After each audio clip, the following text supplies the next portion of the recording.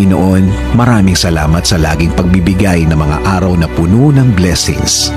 Salamat sa proteksyon mo na lagi kong kasama para sa akin at sa aking buong pamilya.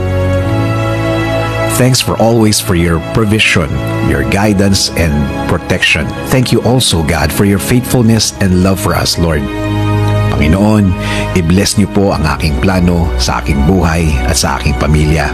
Alam ko po na lagi niyo akong pinoproteksyonan kasama ng aking mga pangarap. Panginoon, hindi po ako isang perpektong tao at alam ko po na hindi rin perpekto ang aking plano.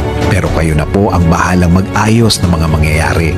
Dahil naniniwala pa rin ako, Lord, na ikaw ang mas nakakaalam ng bukas.